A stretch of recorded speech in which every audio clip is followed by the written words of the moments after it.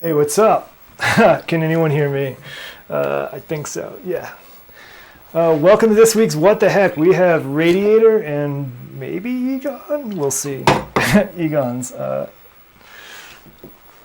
just invisible right now. What's up, Benjamin? Man's laughter. Um, welcome. Man's laughter being data. We have so much stuff to talk about today, partially because of Super Booth and partially because we have Radiator, who's never been on What the Heck before. So let's do super fast intro. Who are you, and I guess which specific announcement are you the most excited about? All right. So, howdy, folks. Radiator, located here in Cincinnati, Ohio.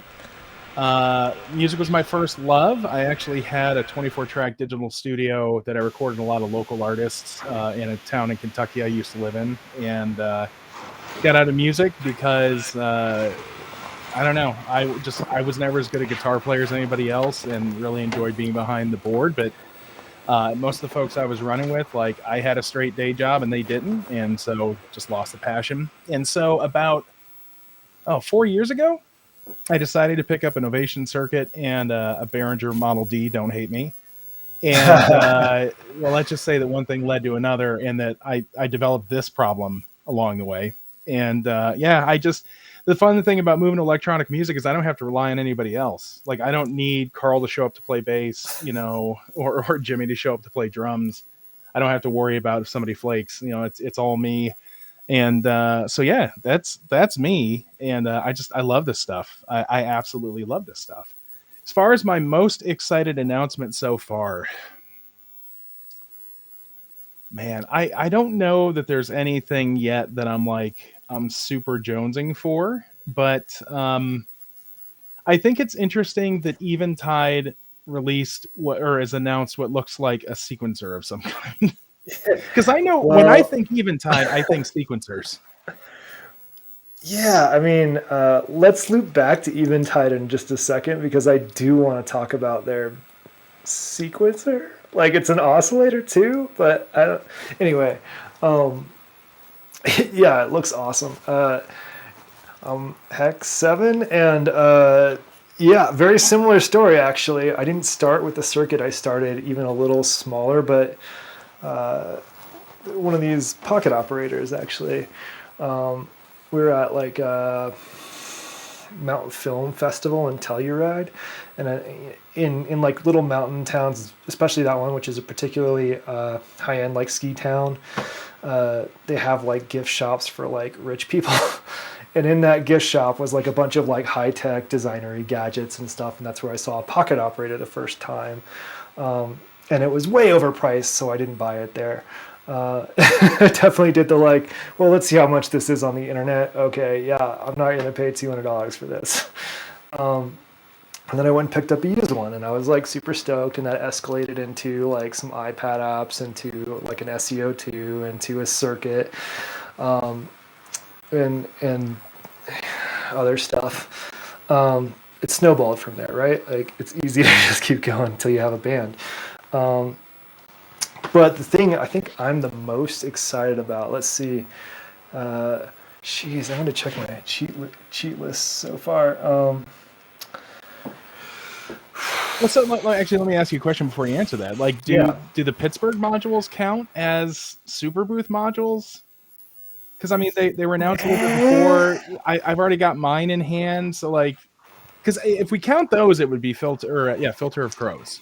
yeah. I mean, I'm obviously very flippin' stoked about Filter of Crows. If we're counting them, yes, Filter of Crows. If we're not counting them, maybe like the Chaos like some of the Chaos modules, like the Sophia sounded pretty cool. Chaos being XAOC, I think. But the Filter of Crows is sick. The reason I think it's maybe not a Super Boost module is because they are going to Super Boost and they are announcing what their something lab, Voltage Lab 3 or whatever it's called. I hope so. Yeah, I'm just really I'm less excited about the device itself and more excited to see their design language because I'm a nerd. Like I'm just Yeah. really curious. They've been teasing it for like I guess a couple months now. like that they have a new design language. It uses their new knobs. I don't know what it's going to look like. I don't know if it's going to be this new chaotic design aesthetic that they've been going for lately that I love, or something a little more refined. I don't know. We'll see. So I'm excited about that. So if you get the chance, Gaz Williams did an interview today, and he had a segment with Richard Nichols of Pittsburgh. Yeah. And he talked about the yes, he brought something. Although I will tell you from what he teased, I didn't feel like it was the VRL. But okay. That doesn't mean anything. I'm nobody, right? But he talked about like that getting to design his own knobs is one of the most exciting things he's been able to engineer in a long time. But you talk about the design language. They specifically talked about that because Gaz was complimenting him on the Beast of East or East Beast. As far as East from the East, yeah, like actually bringing color to Eurorack, like you have an option other than black and silver. And he talked about that. He's realized that at this point, as far as the design language goes, it should just be fun. And so, to your point, it will be interesting. As far as the device itself, I think all of these Safari modules that we've been seeing over the last 2 years are kind of the building blocks that are like they were his proof of concepts, I think, going into this. So I just, that's actually kind of exciting itself. And another reason why I almost didn't get Filter of Crows, because I'm like, that's probably going to wind up in the next version of the Voltage Research Lab, which is something that I'm very interested in. Yeah. I mean, that was a consideration with all of them, right? Like, is this going to be in something that I'm going to buy later on? Yeah. Filter of Crows, I felt like was a solid experiment that I have no idea if they'll include it or not, but at least I think the core of it will be in there. And the same goes for their drum machine that they're working on, like the Llama and the Polar Bear snare are going to some drum machine they're working on, which will be really cool. Maybe that's what they brought, I don't know. But yeah, I'm just excited to see them using color. Like, I think the thing that made me this mind-blowing moment was the local florist. Like, the first time I saw that, I was like, hey, that's really cool. I wish everybody would do that. Like, who cares about everything being the same color and the same design? Like, have some fun with modules here and there. Yeah, so Pittsburgh like they went like in a matter of weeks when they started doing the zoo stuff. They went from like barely on my radar to like one of my favorite companies just because they started getting weird. Yeah, it's funny that was a thing. Because I don't know, like I thought their stuff bread and butter, like the what is it, the their big module that's kind of like a single voice, the SB1 or something like that. I always Lifeforms, yeah, like I always liked that. I liked the 3900 that was out. Like I thought that was pretty cool. And when they changed from like the industrial, like the old Dymo Squeeze label maker design language for all the labels to the dark design, like at that point I started looking at their was it the double helix and their primary oscillator. Never pulled the trigger because I always figured that like if I want the Pittsburgh flavor, I'll buy a box. But right. Yeah, you're right. I mean, they're to me on the radar in a big way, and plus the work they've done with Create Audio. They've done some awesome and accessible things, with their oscillator and their filter. And the East Beast is Create Audio, so. I mean, they're doing all the things right. Like they're collaborating with Create Audio heavily right now. They're collaborating with the audience too. Like they're getting a lot of feedback from people. Like releasing Filter of Crows and like the drum modules. Like they get immediate feedback before they put it into like a flagship model. Yep. They're awesome. Yeah. Good job, Pittsburgh. So I'll ask you a Super Booth question if you don't mind. Shoot. So ignoring like what we've seen announced now, which like let's estimate maybe what we've seen to date is going to be 20% at best of what we're going to hear about over the next 4 days. Yeah. What company are you most excited to hear announce something? Oh, geez. If you'd asked me yesterday, I would have said Bastel, but I already know what it is now. Jeez, this is a tough question. I don't know. I guess I don't really know enough about who's going. The company that I'm the most looking forward to something being released, even though I don't even think they're at Super Booth or they don't have a booth, is Korg. Like, I am the most looking forward to Korg machines. Like Roland just released a bunch of stuff that like they're not knockoffs of Korg Volcas, but they are But certainly they inspired. are. They saw, Yeah. okay, they work. We can do that with ours. Let's do that. And I think that's great. But Korg's got some stuff in the works that had me hyped a couple of years ago, like the drum The log. drum Like, are log. you Yep. kidding me? Yep.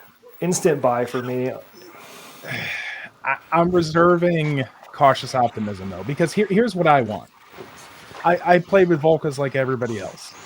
The only one I kept is the Volca drum. I want the Volca drum, but big. And from the engineering samples that we saw as they were Yeah. teased last year or whatever, I'm afraid that we're going to get a little bit more sampley and not actually take advantage of some of that unique drum synthesis, because I know it's a small box, it's very low power, but man, that thing can kick.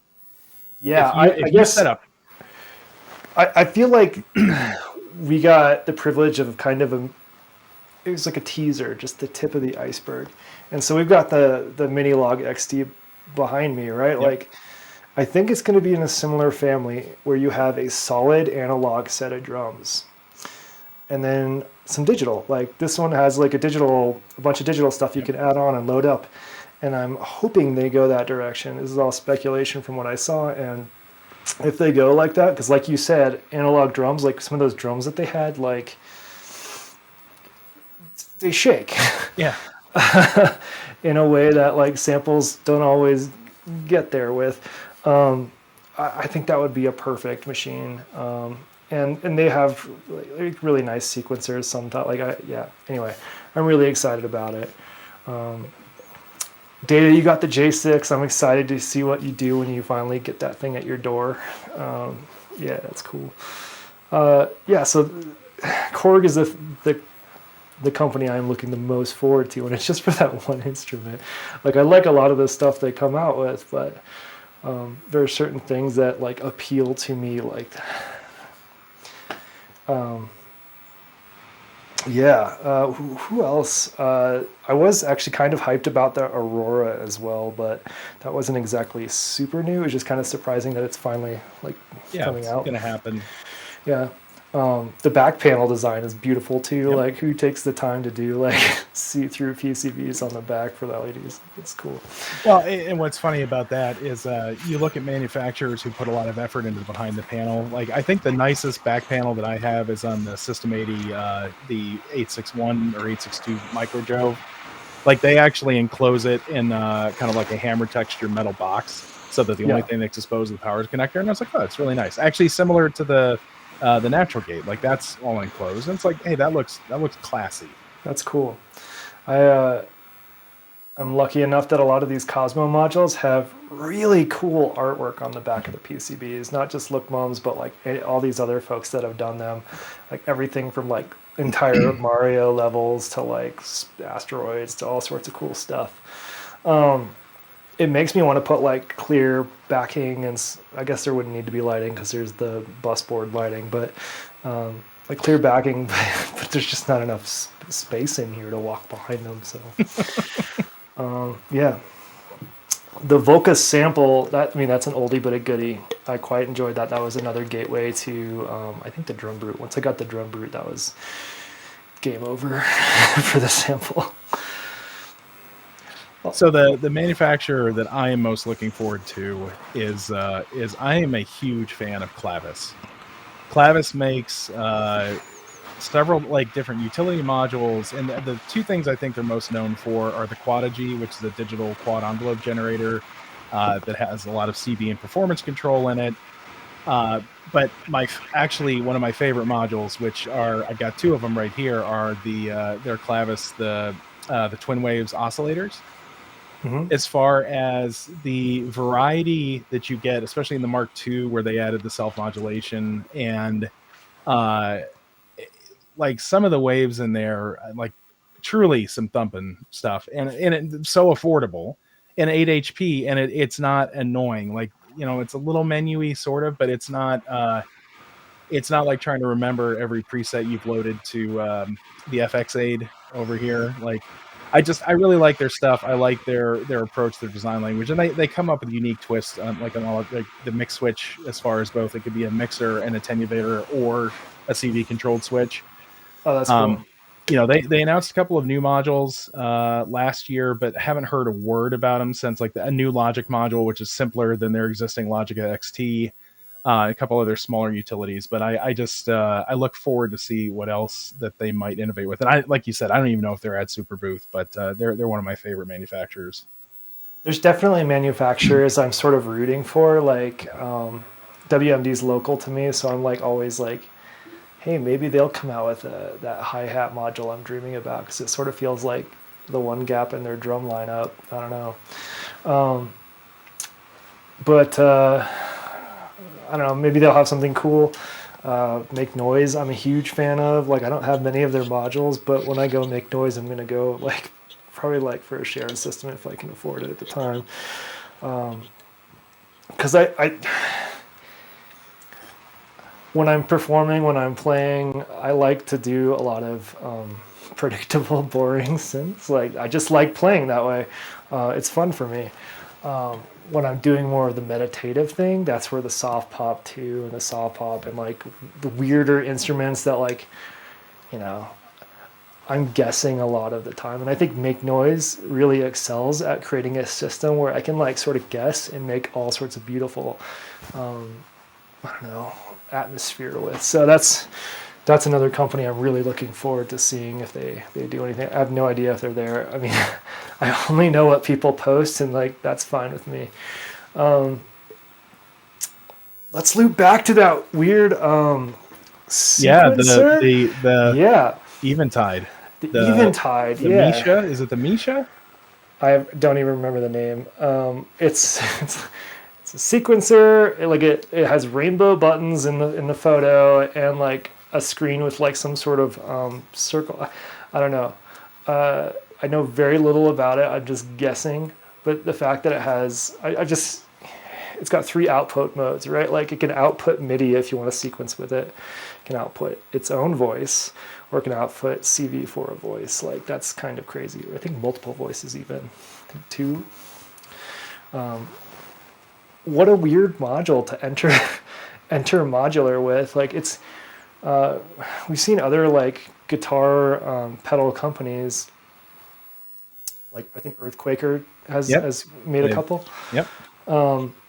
Make modules, but they're not making like a lot of money off of these modules because they're selling like 1,000 of them versus like the 10,000 pedals they have out of that same or a similar circuit. So like it's a weird one. Like, it's like a very, I don't know, it's cool. It's probably a fun like project from somebody, like a passion project that somebody brought to the leadership or whoever and made it happen. So yeah, like, and so I know they had one other module, which was the Eventide Euro DDL delay. Okay. Which was supposed to be like a Eurorack version of their DDL delay box from the 70s or 80s or whatever. Yeah. In the grand scheme of things, like, and granted, I came to modular late. Like, I've only been in the modular side of things, I don't know, 2.5, 3 years. So by that time, like, you had that was like an expensive delay, and then you had the Strymon. Why can't I think of the name? Magneto. Thank you. You had the Magneto, and like the Magneto had special sauce behind it, right? Whereas the DDL just kind of seemed very plain Jane. And it's interesting to me, to your point. Like, at one point they were on sale for $100 off, and when you see somebody cut the price of something by a third, like, that's kind of an indicator that maybe it's not performing so well. To see them take another run at this, cool. I'm actually, the thing that I want Eventide to do, and I doubt we'll ever see it, is I want to see a box called the H900, which being a stereo version of the H9000 Rack Effects unit. That's what I want. That'd be cool. I mean, one would hope they have some libraries to make that happen, right? Well, like, it's just a matter of yeah. Like actually, and granted, this is a company, and in case you don't know, the H9000 is this. It's a 2U $7,000 rack unit. If you want the control panel on the front, if you are okay with it just being software controlled, that'll save you $2,000. I'm sorry, while it's a nice display and I'm sure the encoder feels great, that's not $2,000 worth of manufacturing. And but that aside, the way those things work is they have separate ARM cards inside of them.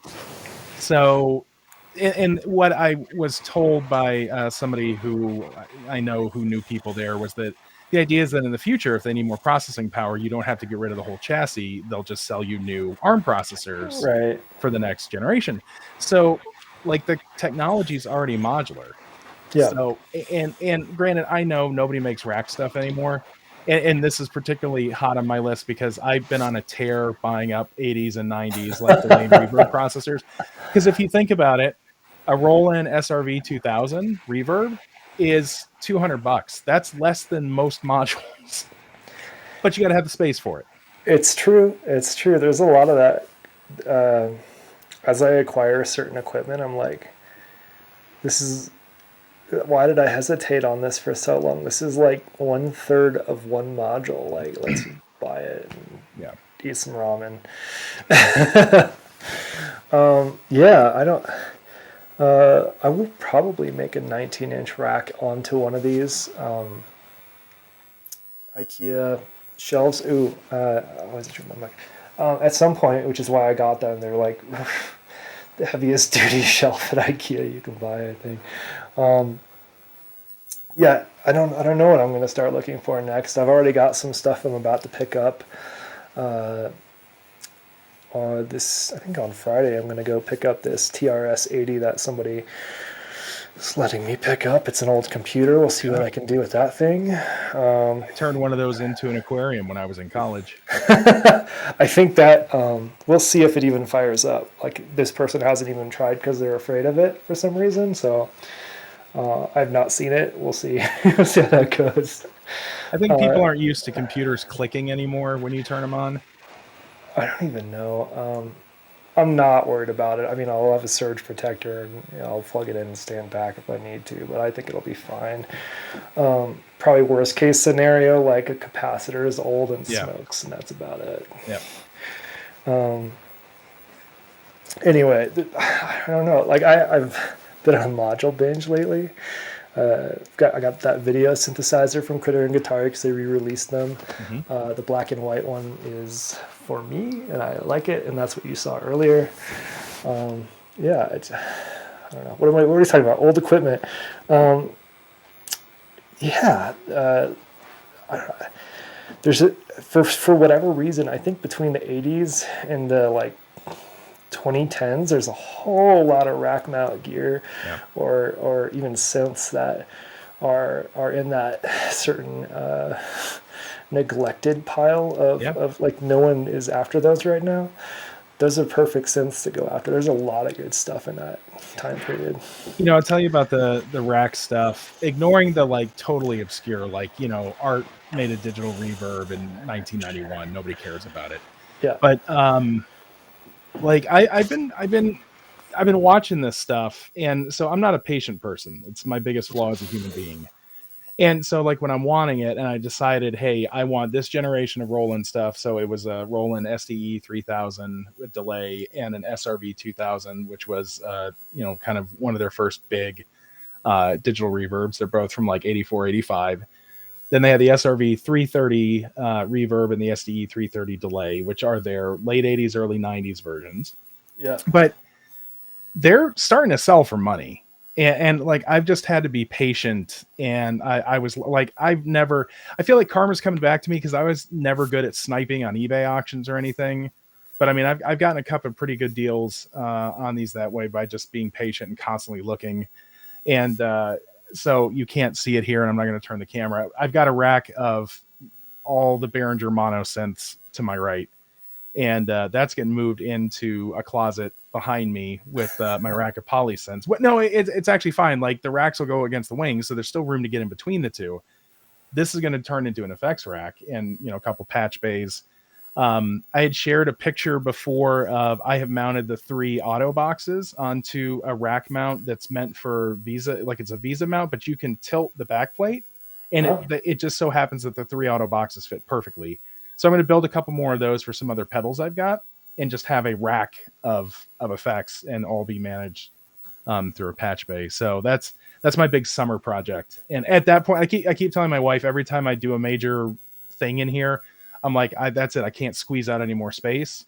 Like it is literally as dense as it possibly can be. But then I keep finding like little tricks, little hacks There's to so get many. creative. Like you saw my previous setup in the Yeah. washing room, and just due to the nature of the room, what you saw was everywhere I could possibly put stuff. Yep. So obviously it went up. When I ran out of, like, I was like, well, if I don't have my laptop on this table, I can just like Yeah. have more room for instance. So, get a VESA like laptop arm stand that can hold a laptop, and then there's also a lot of other things. Like I don't think anyone, like I think everybody has room for an Electron box if you can afford it, because they all have the VESA mounts on the back. So you could just have like electrons floating in the air around you. But let's talk about that, because you're right. You can. But so as somebody who's a freak about rack mount stuff, I was lucky that there was this company called Fracture Industries that started making really nice desktop stands and then rack mounts for Electron gear. Yeah. So I've got a unit that's, I think, 5U, that is it'll hold 2 of the Electron, like a Digitact and a Digitone, or a Heat, or now a Syntec. And I mounted him in the rack because I'm like, oh, density. But the work, like, to me, you really only get the benefit of those boxes on a table. Like, I can't imagine what it would be like trying to work on them with them floating in the air, unless you were standing and they were like, to me, those really work best flat. Personal preference, right? People make things work.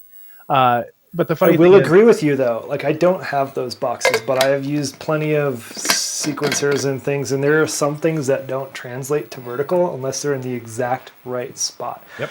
And fairly solid. So like Eurorack's new to me. Like I mean I have had a 64 HP adapter in Cosmo for a while, but like that was more necessity. Is like getting to play in Eurorack land is new, so I got a sequencer and stuff. Let me tell you, if it's even like 6 inches too low, it's unusable. Well, and so this case right here, this is all control and modulation. So I've got 2 vector sequencers in there, and then the other 2 rows in there are all, envelope generators, LFOs, a bunch of logic and gate generators.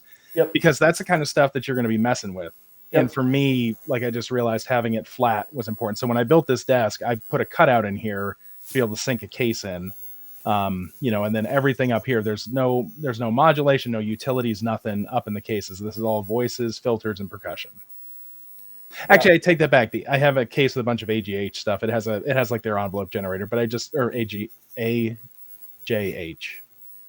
the mini Moog stuff. Yes. Yep. But that felt right to keep those together, because I mean it's a Model D voice. So, Yep. But other than that, like anything that I would control to change sound is down here. That's interesting. I'm very used to standing due to Cosmo outside of the hot box or the pyramid. All of the sound controls were vertical, and like even the sequencer up there is vertical, but the sequencer up there, that Evil Eye sequencer, is not like a complicated sequencer. There's like a few switches I can flip to reverse directions and stuff like that, but like it's not hard, versus like the Metron, highly dense sequencer with all sorts of controls, and like some of the key buttons, if I'm like standing and it's below at a certain angle, the knobs actually cover all the labels on the buttons. You can't even see them because they're not like super bright by comparison. Like those kind of things make it not playable unless it's like exactly the right height or horizontal so you can see down and do the thing. Anyway, I'm getting weird. MS-10's going away on Friday to a doctor to get fixed. I'm excited about Is that local or somewhere in the country? Local. I'm not gonna ship it anywhere. I'm taking it down to a place in the Front Range, and that person is going to make me happy. Hopefully, I could get it back, and he's like, "Oh, the filter was too noisy, so I optimized it to be super smooth." I would be like, "Why? Yeah. Why are you hurting me? Like, why did you do that?" I guess I should take my filter of crow's magnet off. It's not an aluminum chassis, by the way. It's magnetic. It's steel. Yeah. Yeah. Well, I mean, back then when that thing was made, aluminum was pretty expensive. Yeah. So, anyway, I'm excited about that. It's it's been a little bit unreliable. And I absolutely love the sound of the MS-10. I've been looking for MS-10 filter for a long time, and I even did like some searches for it, but because I'm not familiar with Eurorack, I just didn't have like a good lead. I think I asked a couple of times and nobody really said anything. And then I was watching Drift Diffusion or somebody, one of the Colorado Modular folks was playing at Freak Boutique, and had mentioned in his setup he was using an MS-10 filter, the MA35, and I immediately went back a few seconds so I could hear the name clearly, looked it up, and I was like, holy shit.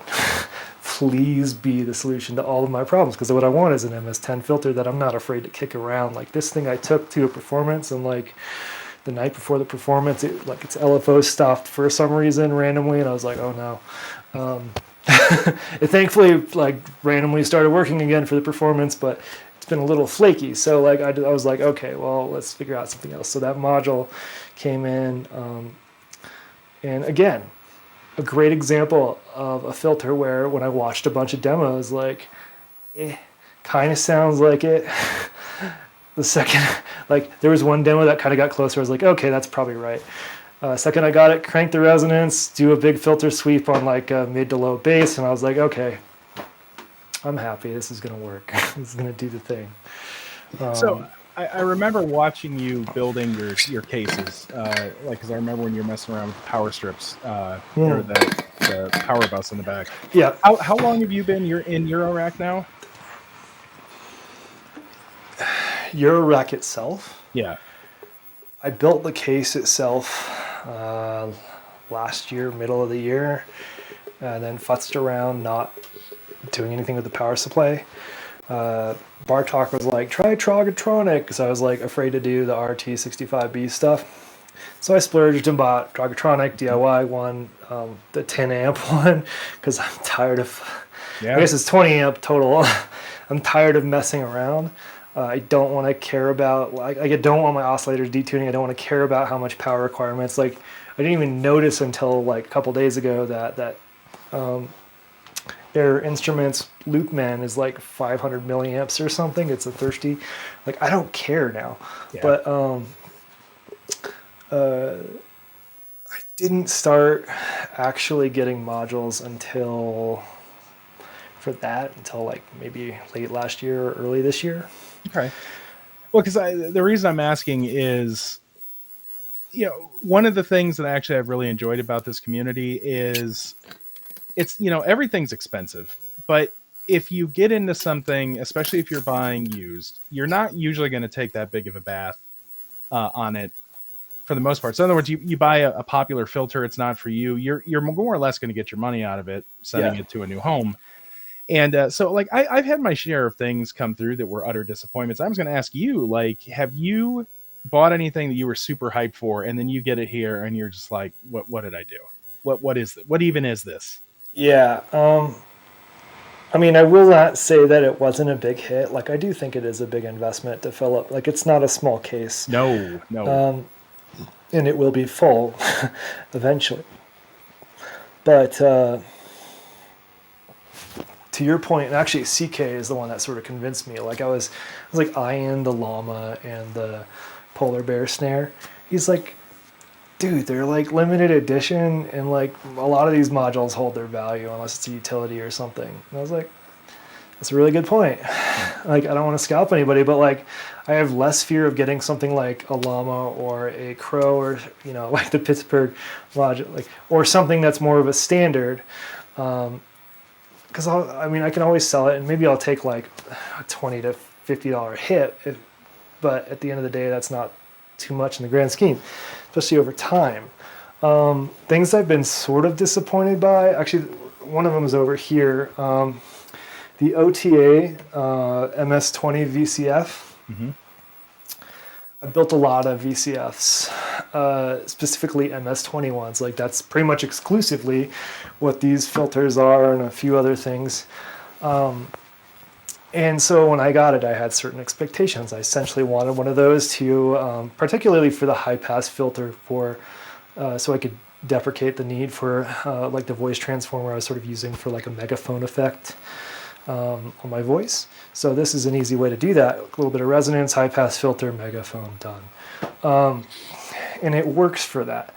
But when I went to try the actual like low pass filter, which is a really nice filter typically, something about that one, the resonance is a little bit weird. And I don't know if it's because when I first plugged it in, it lit on fire. That's problematic. Yeah, and I think the seller actually did the DIY kit and sold it to me without checking it. Like they probably did like a few of them at a time. Now I look a little closer at the modules, but like I'm paranoid. So like when I plugged it in, I had it like in my hand with the caps pointed away from me, and my glasses on, and like I saw the resistor glow, and I was like, all right, well, shit's wrong. I didn't plug it in the wrong way. And I took a closer look, and there was like typically when you DIY stuff, there's all these legs left over, especially on the through-hole components. And when you push them through to solder them, sometimes they bend inward and touch. They were shorting all over, all over the board. So like he didn't trim them, or? Yeah, he hadn't trimmed the legs. Oh, yeah.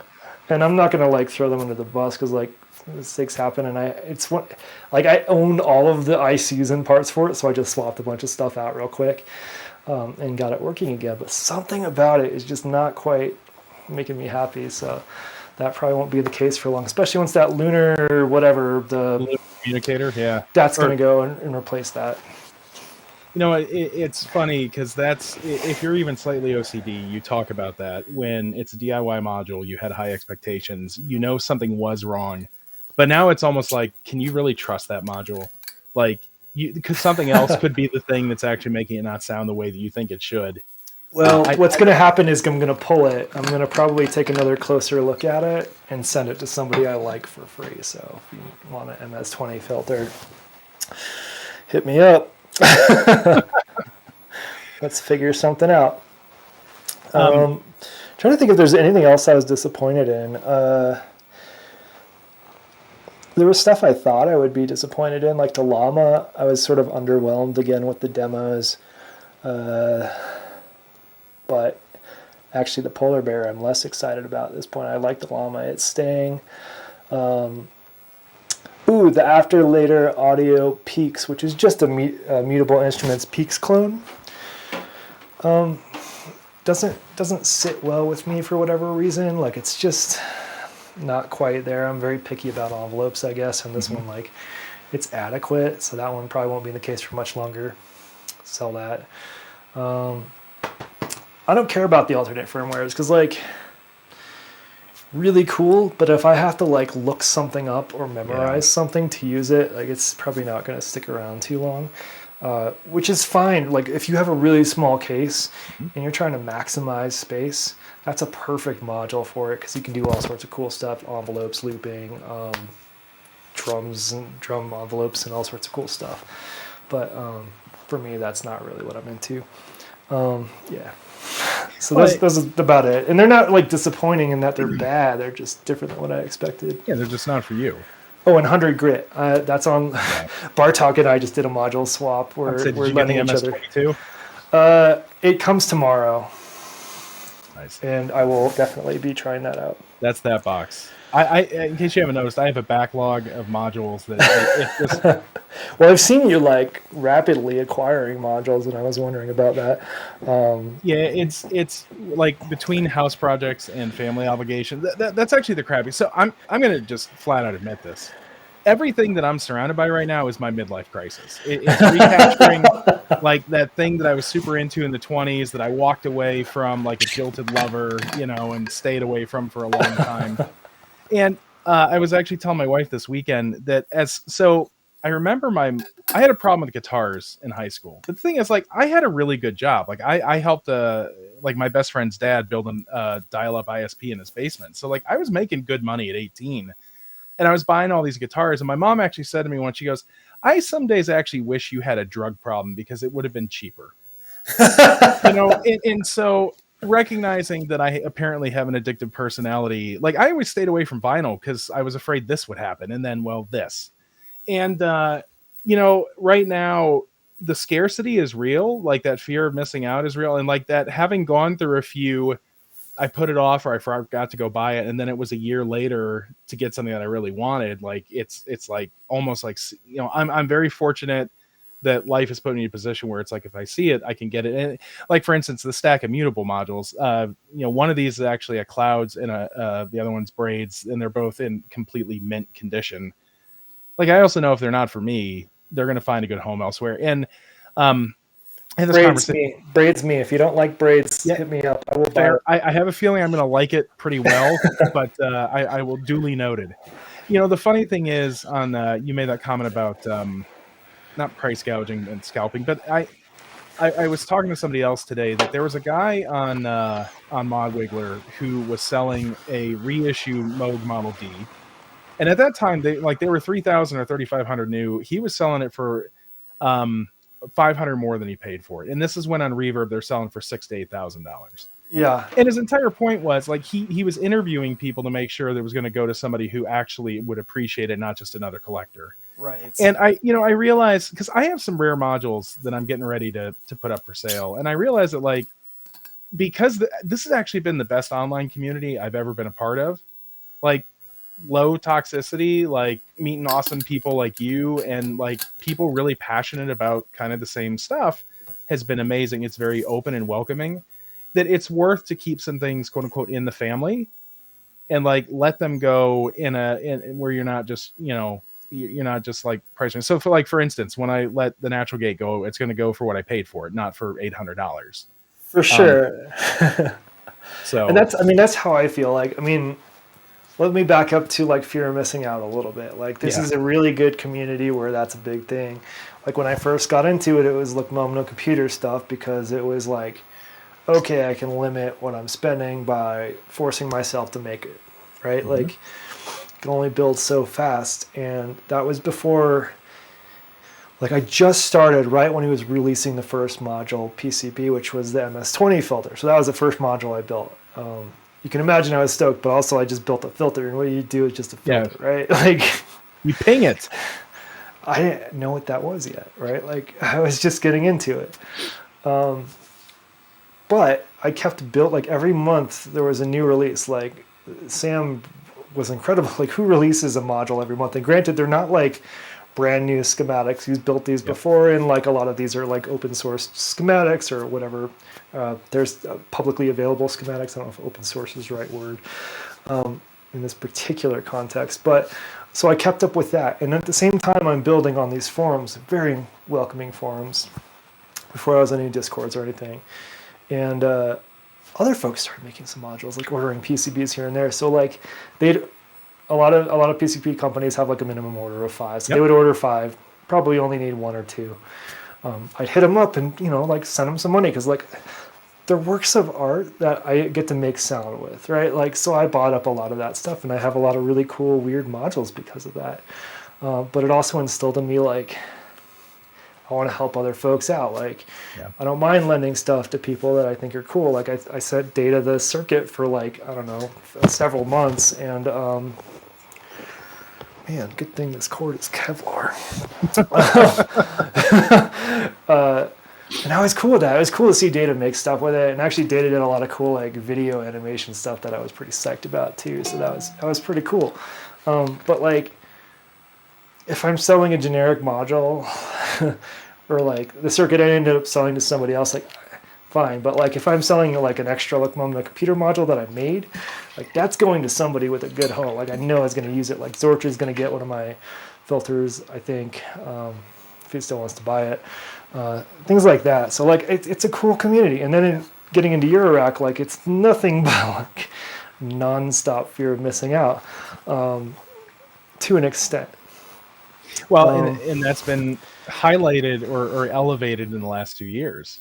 Yes, particularly with limited releases or chip shortages. Yeah, in fact, especially releases that probably would not have been limited if they were released in 2018 or 2019. And actually, when I find out, like when I was hanging out with these like EMS folks early on, I knew literally nothing about Eurorack other than it was the same like bus boards that I was building for Cosmo, right? Nothing. Didn't know what companies were what. Like Benjamin was like the person I've learned the most from because I feel like Benjamin knows every single module in existence for some reason, and I'm thankful for that.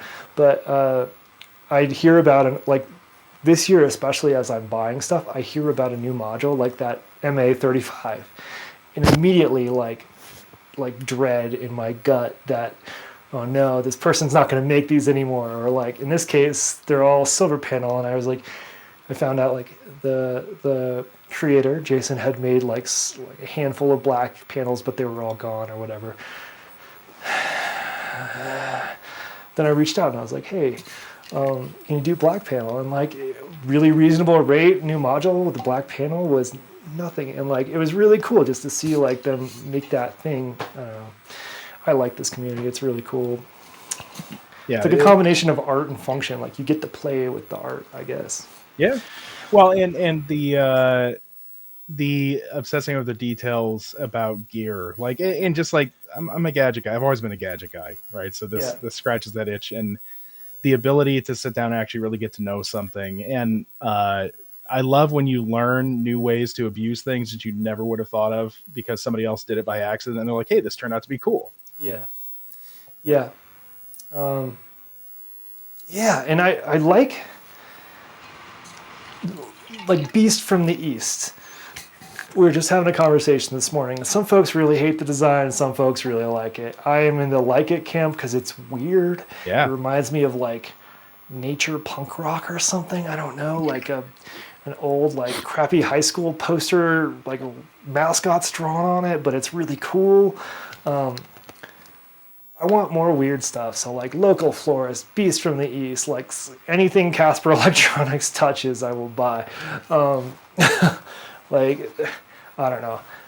I think it's cool. Like, they're just nice little pieces of art that you get some sounds out of.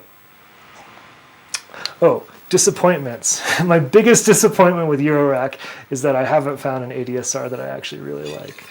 Oh, an actual ADSR? Yeah. An envelope specifically. Like, my requirements are very specific because, like, Cosmo, I built that. Like, I have a really nice ADSR. And a lot of these ADSRs, for whatever reason, like they're either digital or something, but like I can just flip a switch and like my bass is on, like, and I can leave it on. I can temporarily hit it with the momentary down. Like the all of the stages, so attack, decay, sustain, release, are CV live. It's not like it has to. So like if I hit it on, you'll see I can adjust the sustain like a volume knob. Instant. Like it's not that complicated. So like the things I'm looking for just don't exist yet, or I haven't found them in Eurorack in a format that I like. I know there's some bigger ones that can do some of this stuff, like stages or whatever, but I don't know. So that's my biggest disappointment so far in Eurorack. Everything else is blowing my expectations away. So that's really happy about interesting. it. So you don't want a pingable envelope generator. You want a performable envelope generator. Indeed. I mean, there are some cool ping, like the Icary is phenomenal for pinging. Yeah. So yeah. You know, as I listen to you, the first one that comes to mind actually is the IntelliGel. Now, I don't know. I think it has a manual trigger button.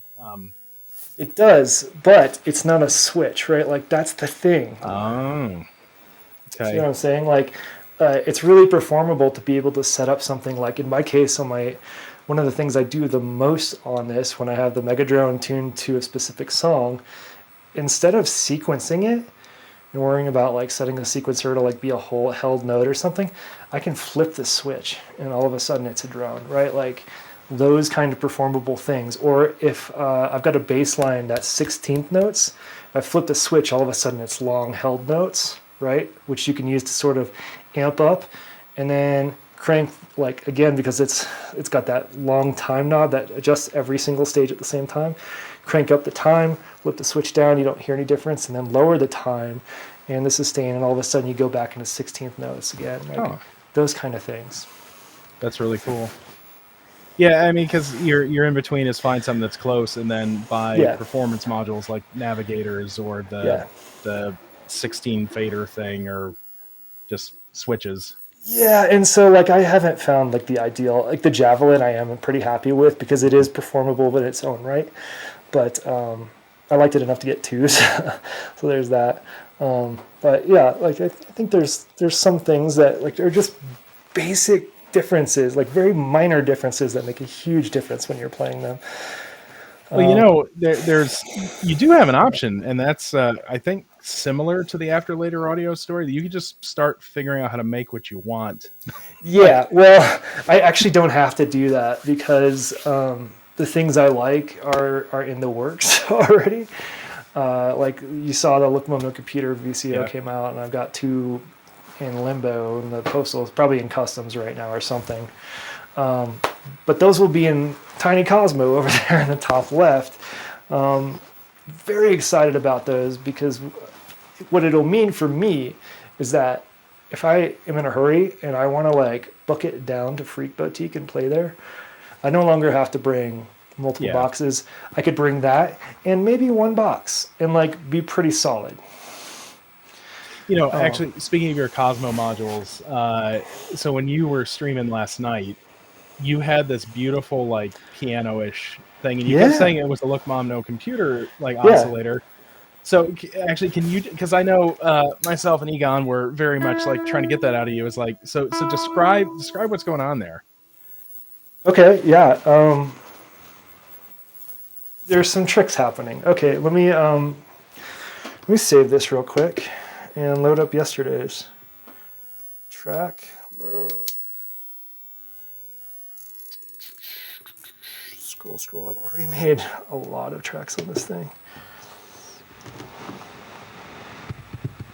Okay. Don't want it to be muted. Let's go to specifically just that sequence. We'll have the bass going too. So it's so weird hearing it in isolation. It sounds completely different. Why is there no bass happening? Oh, because I changed that. Just a second.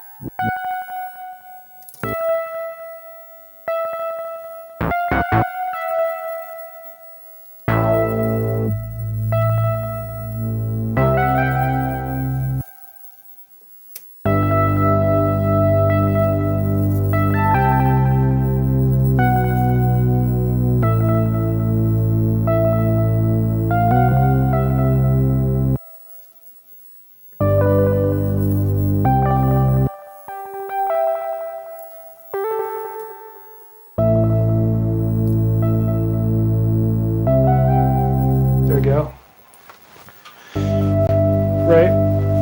So it was just that. It was just the lead voice there. And all that's happening there is technically two Cosmo oscillators, but one of them's about 50% up versus all the way. The lower one. It's going through an MS-20 filter with just a little bit of resonance because the resonance gives you just a little bit of a peak. Mm-hmm. There's that's going into the triple splashback, which is the delay you're hearing, which smooths things out just a little bit. But the ADSR is also going to controlling both the filter and the VCA, and that's attenuated a little bit, but there's not a lot to it other than the filter is just down a little bit, which smooths everything out and you get a really nice piano sound. And I think that what contributes is maybe that octave down oscillator. So typically when I have two oscillators, one is an octave down, unless I'm doing like arpeggios or something where it makes sense for them to either both be the same or just one of them off. Well, it was an awesome patch, and I mean, just honest feedback. Like, I don't hear stuff like that from you very often, and that's not bad. So, like, it was a nice little audio treat, if you will. So yeah, thanks for sharing that. It was funny because that was not where the patch I thought. I like to make mellower stuff that has some like sass to it, but I didn't start like usually I'll start mellow. Like I'll start it mellow with a lead like that. This one I literally started with like the gnarliest like. Let's see. Yeah. but like even gnarlier, I'd crank the BIA to like max gnarly. And I was like, oh, this could be a really nice mellow song. Let's do it, you know? So, and I was also playing a little bit with filters and drums, which I hadn't had the freedom to do before because I didn't have a lot of extra filters to do that with. So I piped all of my drums through one of the Erica, like there's the dual filter. I piped it through one of those, the low pass, and I was able to do some like you saw me do it multiple times where I like at the end of a sequence, I'll crank it almost all the way off and switch to a different drum pattern where you've got like quarter note kicks and slowly amp that up over 8 bars was just really fun for me. So excited about that stuff. Just plugged in the Overseer today. Totally forgot about it. You that it got was one. on. Yeah. So the rumors of you being mean to WMD modules were overstated. It's not that I'm like intentionally after WMD, although I very appreciate it because they're local, right? It's kind of cool. Just when I ask about specific things, they keep coming up. Oh, and I was referring. You want to a compressor? Yeah. Was what Digi was like? Don't give it to him because he kicks modules in the knee. Yeah, and I was like, you know what? Like, I can spend a little extra to get that one. That's fine. If you got one, give it to Digi, because I'd rather them also have one. Like, it's cool. But if you see a Braids out there, that's what I'm looking for right now. Not for a Eurorack. I've got an adapter panel for it for big old Cosmo. And I assume you want an original and not a full size. Yeah, for 2 reasons. One, just, I mean, it could probably be a clone that's identical, but I would prefer an original if I'm going to spend some money on it, partly for sentimental reasons. So yeah, that's why I did it. When I started this journey, my modular journey started with the Behringer Neutron, which was like, and when I remember when I first got it, I'm like, I'm never going to use all those holes on the right. And then, I started experimenting with it. And like, I think actually probably one of the more common vectors into this is you have a Neutron, you get a Mini Brute 2S, and then you buy a Rack Brute case, which actually is funny. Aussie, did you actually bought my last Rack Brute case from me a couple of years ago. And, so that's what I started with. And I'm like, oh, well, I've got what was it, like 94 HP left. And so I bought a bunch of the mutable, like micro modules and a maths, because apparently you had to have maths or you weren't really into modular. Also why I got maths there in a nutshell. Yeah, peer pressure, right? And it was a lot of fun and an awesome little setup. But over the years, like to your point, like just realizing that first of all, the micro modules for me, because I was able to get the space, like I'd much rather have the full size. And then I started like buying the actual mutable because they're just nice. They look really good in a row together. But now we're not going to have options. So like I'm really curious to see what the first clone Blades is going to look like. Like it'll be like, will we see a full size clone, or will there be a jack plug? It's going to be, I don't know, what would it be called? Like what? I think we're going to see exact clones, so full size, maybe a different panel, probably a black panel, and bigger. Like that's a trend I've noticed. They go both smaller, which I think probably sell more, and you'll see things get bigger, like sort of exploded. So more of the functions are surfaced. So I think that we're going to see that with most things. Maths can do a lot of things because we can only do one of them at a time. Yeah, that's kind of true. Maths is, I think maths is essential. Like it's nothing I've been particularly excited about, but it is something where I've learned some stuff about what I like. For example, slew or glide or whatever, portamento, right? Like, freaking love that sound. Like, I have it portamentoed on like every patch. Like, I have my bass and stuff going through like glide modules that I built for Cosmo. Even if I'm not using them, like I might want to, because I really like that sound. So, pro tip for folks who like the common uses of maths, but you don't want to spend the HP on it, is my favorite like similar module is the Delta V by Cosmotronic Yes, for the yes. envelope generator and also the slew. Um, Actually, talking about missing out, like he did a limited run of silver panels for them, and I hemmed and hawed, and then I sent him a note. And he's like, "Sorry, I'm out of them." And he's like, "I probably won't do another run because the pricing just keeps going up." So if anybody has an extra silver panel for their Delta V they don't want to use, let me know. But yeah, it's actually my most used envelope generator at this point. See, it's funny you talk about ADSR. Like, I don't know why my brain just doesn't wrap around ADSR in the case. But in all fairness, if I look at how my music has progressed, because I was never into like beat based or techno stuff. Like when I got into this, I was like, oh, I thought I would like do poppy stuff, or I'm going to be, an ambient artist because I can hold a VCA open and have two oscillators beat against one another. Uh, but then I found like I actually enjoyed, doing the beat stuff and like, I don't know, like just having these snappy little, like incredibly sharp envelopes, just like that was my jam. But I also realized that from a musical perspective, everything I do sounds like that, which sounds like so many other people. And I realized like that's an area that I need to grow in. Because I do have two ADSRs. I just like they rarely get patched. No, no, no. Here, let's talk about this for a second. Yeah. The stuff that I've made that I like the most, I went in with the attitude of making it dumb for me. like I don't need to make a masterpiece. If it's 4 notes over 8 bars, cool. Like I don't mind if it sounds the same. Like I'm okay. Like I joke about making generic techno or whatever all the time because that lowers the bar for me to make what I like. Like I can do whatever I feel like at this point. Like if I make something really crappy, fine. If it sounds the same as another song, like I did an audit of all of my stuff. I played an event in March in person for the first time, and so I listened through all my stuff to like see what might be good to play there. And I was like, oh shit, I use the same exact scale in almost the same riff for like 20 tracks.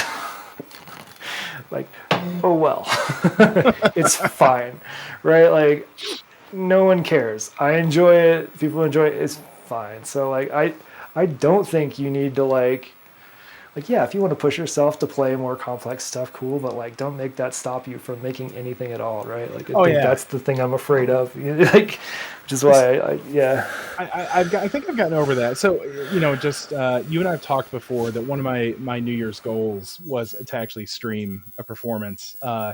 So as a young man, I was a classically trained trumpet player and was actually pretty good and actually had quite a bit of awards and accolades for it in high school. But by the end of high school, and this is all like I did pep band and marching band and concert band, and I played in like different quartets, trios, and quintets around the town I grew up in. But I remember when I got to the end of high school, like I was just done. Like literally, I put my trumpet, like leaving graduation, I went back to the band room, grabbed all the stuff out of my locker, threw it in the back of my car, and like never touched it again. In fact, I actually I've got 2 young kids and they're like, oh, what's this? And so I pulled it out and, played a trumpet for the first time in 20 years. And I just realized that, like playing more structured, like orchestral music, and that realizing that the part that I add to it is the expressivity, or I was very blessed with a fairly high range in being able to play, and some of the flourishes. I had great, vibrato capability. And I realize now, like when I'm composing on this, where I'm a rubbish keyboard player. I've got one, right? But it's because you're supposed to, if you do music, you're supposed to have a key. I think there's a KeyStep Pro. Yeah, there it is. There's my keyboard. But I'm never, well, I shouldn't say never. I'm not going to develop that. So I rely on like, I can program music, but I find that like I'll get a loop going that I really, really like. And then the transition, and this is probably one of the most common problems of our ilk, right? Like the transition into something else. And like, I think that's one of the really important parts about, and one of the things that EMS does is by being able to watch other people, like you're getting connections that your brain wasn't inherently making. And you also realize, so like one of the things I've learned from you is actually being more hands-on with knobs. like again, you're just gonna ride that filter up for 8 or 16 bars, and like that's fine, like that. And I actually like I play your music in the background a lot, like when I'm at work and trying to like focus when I'm writing, and like I just noticed, like you never notice that it really is. Yeah, it may be the same loop for 20 minutes, but it doesn't feel like that. And so, back to that point about, you first reach out and said, hey, if you want to stream, I'll help you learn how to do it. Like, as soon as I get all this mess cleaned up, like that's something I want to do. Cause also at the end of the day, you got to practice it. Right. And you get feedback from people who, are listening to it and like, hey, maybe try this next time. And, feedback is growth. So There's like, this is a great community to do that with. Like some of my favorite streams, beyond my early learning ones, were ones where like it'd be like a lazy Saturday morning or something and no one's streaming, and I'm like, hey, I just finished putting all my modules, like I rearranged all my modules in my Cosmo. Like, does anybody want to like hang out while I patch from scratch? And I just get to like hang out and talk, and like, it's probably not like the most entertaining, because it's like 2 hours until I have like some semblance of a track going, right? But it's like pretty fun, and like you get a, I don't know, I like the casual feel of it when I'm doing stuff like that. Like yeah, I like hanging out and soldering while other people are yeah. hanging out. Yeah, shock value.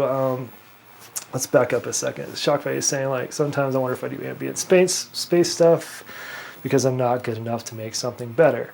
I don't think that's true. No. I find myself, like in the track I played last night, it's not really ambient, but sort of falls in like a moody category, similar, like adjacent. But when I get into those moodier, like ambient or like mellow stuff, like my mellow set list, it's really hard for me to change anything because it's like getting a hug while wearing a blanket, right? Like you don't really want to get out of bed into the cold. Like it's nice, like it's meditative. So that's why I get stuck in those sometimes. Like I am aware of it, and like sometimes I wish like, okay, I would like to transition this into something different. Very rare do I actually get out of that loop, particularly with mellow stuff. So Yeah. just to address shock value stuff, the funny thing is, one of my favorite performances I've ever seen on here was one of yours. It was a couple months ago, and I felt like it was actually a little bit different than a lot of the stuff you do, and like I loved it. I listened to it like 50 times, and now I can't find it. That's the only thing I hate is like I don't remember what date that was. I like it came up in the autoplay, and I was like, this is really awesome. But I mean, actually, to also give you some props, last night, like sampling what Heck did, like just from an overall like the stream and like the performance, like it was actually really cool to kind of have those echoes leading into your own thing. So I thought that was super clever, and wanted to give you a bravo. I didn't realize that. I mean, partly because like I was busy like Yeah, ending a stream and stuff. I'm gonna have to rewatch that because that's cool. It's like especially seeing the two together, like one pick up into the other, like it was awesome. Yeah, see, shock value got some cool shit going. Don't worry about it. Don't stress it. Yeah, I don't know. It's that's why you see I have like on my playlist I have mellow and not mellow. Like I find anything that's not in the mellow category really hard to do for any amount of time. Because it's sort of like the Mega Drone, and to me, like the Mega Drone being like Look Mom No Computers thing. I don't know if you watched him do the 24-hour stream, but if you listen to it after a while, it's like oppressive. Like the heat from the sun is melting you. You're squinting a little bit at the sound. Like it just starts getting heavier and heavier. And the same thing when there's like 4 to the floor happening like that long, like, you know, like my ears hurt, like not physically because I keep my headphones like loud enough to where clicking is loud to me. But like you just get like a little bit tired. So like that's where like something like last night appears is like I'm doing some 4 to the floor thing and playing around, and I'm like I get tired, so I'm like, okay, well if I make this sequence 16 bars instead of 4, all of a sudden I have a really mellow lead, and then I get stuck into mellow land real quick. I don't know. and you get a break from that. I don't know. And any long performance, like I did the Magpie Fest, it's a year and a half or something ago now. I don't even remember. That's where I really learned how difficult it is to do 20 minutes of high octane set, because you do want to change things up. Like one bar at 80 BPM is a lot longer than one bar at 160 or something, right? Like you can get tired of fast things faster. So it's really hard to do that kind of stuff. I don't know. Yeah, Still trying to crack that. One of the things that I really liked about the vector sequencer, and I'm not going to say that it's perfect. Like I did a metric shit ton of research before I decided to invest in something, and waited on that one a long time. But some of the ability to program in some random stuff. So like one of my favorite things to do for a sequence is, I've got a nice snappy, like, I wouldn't necessarily call it a bass line, but it's not like a high frequency lead line. Yeah. But using one of the modulars built into it, or the modulators, is like a target is octave. And so I can go in and I can say, okay, so the values are going to be 0, 0, up 1 octave, down 1 octave. Tell it that what the probability is going to be and how often to change it. So it just adds a little bit of variety. That it's the same structure, it's the same notes, but sometimes it'll play a couple of them high, sometimes it'll play a couple low, and it's set up with that it more often than not it's going to stay where it's at. And that's part of the reason why, like, getting into some of the random and a lot of the logic modules I did were to use them as triggers to add interesting events. So another one of my favorite things to do is I had a dot, which is the little 3-channel Euclidean sequencer from Nipro Modular. Yep. Fantastic little guy, and I would get 2 like sequences running completely set up differently, running them into an and every time they would just randomly hit, and I was also rotating them randomly, and every now and again when it would go high, it would so on the Versio reverb, the Desmodus Versio. Yep. One of the inputs is fuck shit up, right? And Yes. when you hold it and so like throwing that texture in just randomly, that's completely unpredictable. Like I try to put some of those things in there that musically fit and also are interesting when they happen, to the point that's like people get excited, you're starting to listen for it. That's part of it. I think a little bit of randomization is good. So right now I'm wrestling with that tape module, the loop band, because it's gigantic. I can see the potential of that space being used for other things.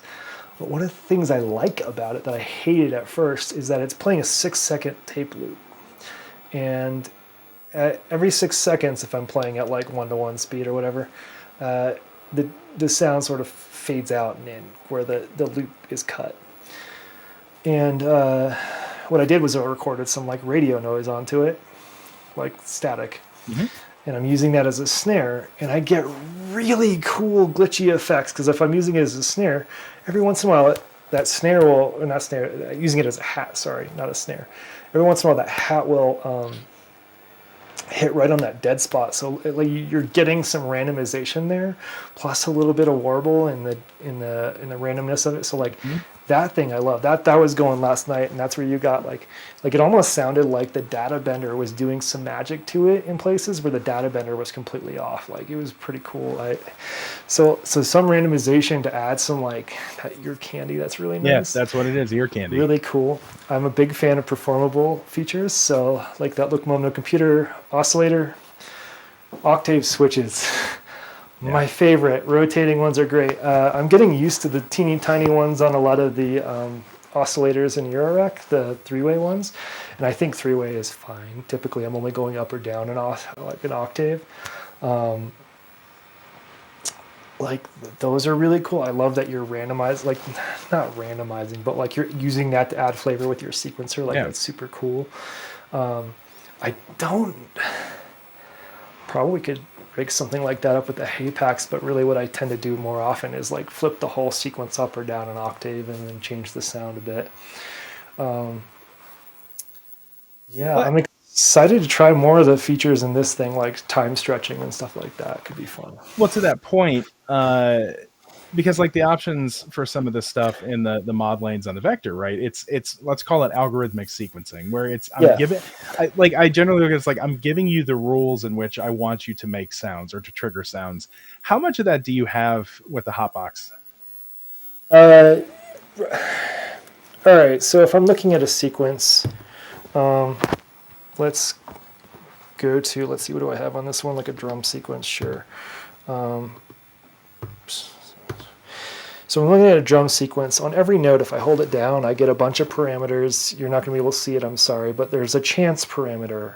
So I can set that for the entire sequence really quickly, or I can set it per note, which is pretty cool. It's exactly what you expect. But more cool than that, I think, is that there's still note lengths. There's still,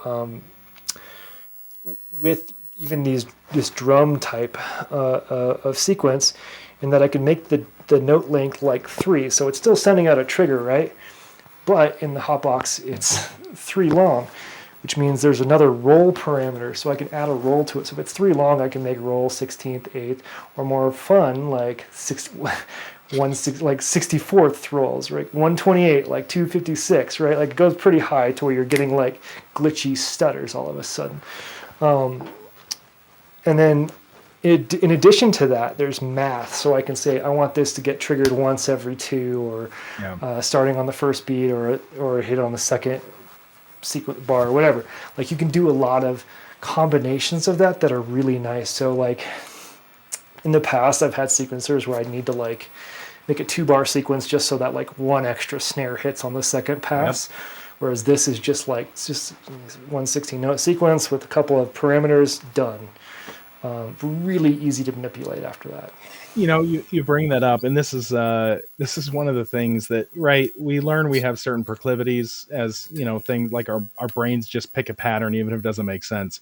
Mhm. So when I'm sequencing drums, I try to use the most mathematically efficient way of doing it. So if I'm doing a kick and I know it just needs to be there, like I'm doing 1 bar. Like I am setting that on 1 bar, and Yeah. I don't care that like it doesn't hurt that I had to press the button 4 times instead of once.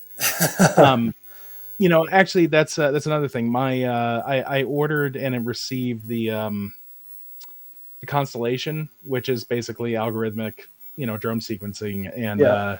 I look forward to getting that in the case to see, because I mean, like as far as percussion goes, I also learned a long time ago I can make some really boring drums, and like I look at it as kind of like hamburger helper in this case, percussion helper.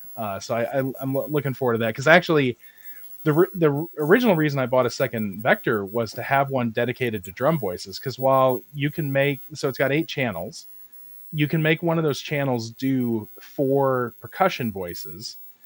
They get lumped into a single step. There are 4 bars, so you can mix, whether or not there is a trigger, and then there's a velocity setting. But a lot of like the chance operations or the random stuff or the mathematical, like you said, do it once every 4, once every 8, every even or odd. Yeah. Um, that only happens on the step, so not the individual 4 drum voices. Right. And that was stifling to me. But now that I have the Constellation, I'm actually considering pulling that second Vector out and making more room for other modulation. That's cool. Yeah. Um, Everything is drums. I just wanted to say that. Like I think about everything like drums, which is why half the time my bass line's like C 8 times in a row, like no, like a high note at the end or something, right? Like it's not rocket science. It's not like anything anyone would hear on their own and be like, "That's a brilliant sequence." Like I don't care.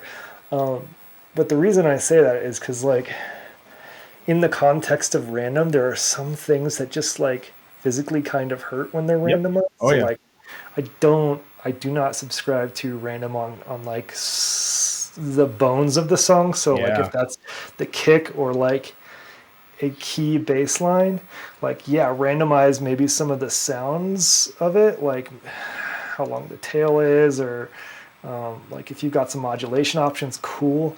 But like that note needs to be there for me to feel good. Um, hats, if they're 16th notes, yeah, randomize the shit out of that. It Yeah. doesn't matter, right? Like, it's gonna be cool. Like, it's fine. Add a little bit of shuffle or whatever, like that stuff I think is great to randomize, or any of the ear candy arpeggios. I know random arpeggios aren't technically an arpeggio, but I think when you've got a chord and you put it on random, it's glorious. Like, it's fine. Fun story about the random part is in band when I graduated high school. We have to play the graduation music. They're like da da da da da. I can't remember what it's called. Yeah. Our band director he was a great guy, and so what he would do is, as he was conducting, we knew that if he flipped his baton straight up, Yeah. that it meant we were going to randomly add an extra beat. And we would do this, and you would watch the line trip, not fall, like not damaging anybody, but you would actually, like, because everybody's expecting it to be back and forth as they're walking in time to the procession, you throw an extra beat in there, and half the line like doesn't react to it. The other half of the line is like, well, wait, what? So yeah. I would be the half that trips. Yeah. That's why I like have a love-hate relationship with random, because I think my first experiences with random, I was like, nope, do not like this. I need. Well, and I mean, to that point also, for me, random, especially for hi-hats, I use it more not to add but to take away. Right, exactly. Like, it's okay if something like that is missing, and it is nice to take away things intentionally. So like every once in a while, like if you do have 4 to the floor, like, and you get to a specific sequence, and you want to do a night like a sort of jarring transition, like pull that 4th kick, like you'll feel it. Like there'll be like a ghost kick there, that kind of thing. I don't know. Anyway, it's fun to build. I mean, I've been enjoying building my own band. I like playing with the parameters more than I like the actual sequencing, but the sequencing is pretty fun too. Well, and you got to have a sequence to really start to enjoy those things. But I do think of most things, like when I'm purchasing a module or looking at modules, if it's something, like I don't mind reading a deep manual on my primary sequencer, fine. But for modules where I'm like, I've got to be in there quick and find something and move something around or flip a switch or whatever the thing is, like I'm always thinking about like, how performable is this? Is this something that's set and forget? Like, I don't know. Like there's some modules that are okay to be set and forget. Like the Rample is pretty set and forget. Like you pick a set and like you can trigger the drums and do whatever. And yeah, you can do some modulation over it. Like I have typically the door stopper set up to like mangle the sound pretty good. But like I don't need to get into menus that often there. Yeah, which is nice. And that's another thing that as I've expanded, like I have less patience and tolerance for it. Like the FX8 is a great example of, man, what a lot of capability shoved into 6 HP. And it can sound okay. I will admit, like as somebody who's a bit of a reverb snob, and that doesn't mean I don't like lo-fi reverb. I like lo-fi reverb, but there's some times where you go from lo-fi reverb to metal resonator. Yeah. So like I don't gel with it that much to begin with, but like I remember I spent an afternoon. I spent like 2 hours going through all the algorithms, picking 32 that I really liked, and then realizing there was no way I was ever going to remember what the hell was loaded anywhere. And so yeah. Like simplicity, despite the fact that I intentionally make everything in my life overcomplicated, modular is an area where I continue like dividing to simplicity. I want to talk about reverb in a second. I know we're going over time. We can cut it anytime, by the way. But I'm like into this one. The FX8 I looked at when I was starting this build, because I thought it might be a good place to sort of get a feel for what effects I like. And then I took a step back and I was like, well, I already have a delay in this. I've already played with reverb because I've got the big sky pedal down there. I've played with multiple distortions in modular. Like I have I built the Rat module myself here. Yeah. And the Big Muff and some other distortions.